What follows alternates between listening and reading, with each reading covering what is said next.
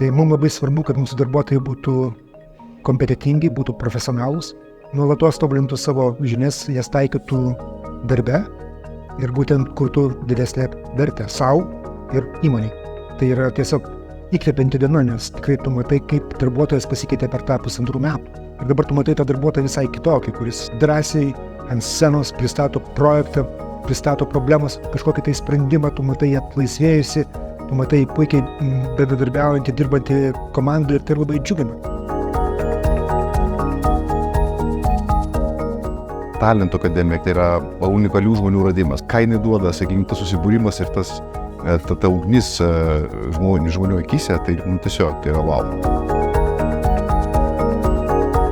Kai mane pakeitė Talentų akademija, kad aš iš jauno, naivaus, kalnus norinčio nuversti jaunuolio tampu vis solidesnė, kryptingai ir tikslingai savo tikslų siekianti asmenybė. Mes dirbam toj pačioj įmonių grupiai, bet iki šiol jie man buvo svetimi žmonės. Dabar aš juos galiu vadinti kolegomis. Ir tai kelia mūsų įmonei aukštesnį kultūrinį lygį. Praėjom 12 modulių programą, buvo daug savęs pažinimo. Manau, kad žmogui įvairios baimės trukdo persilaužti per save ir įgyvendinti pokyčius. Manau, kad Talentų akademija tai leidžia padaryti.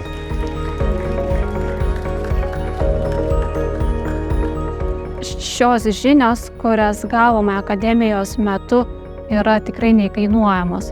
Mes sustiprėjome socialiai ir tarpusavio ryšį išauginome iki tokio lygio, kad galime dabar kartu daryti bendrus projektus.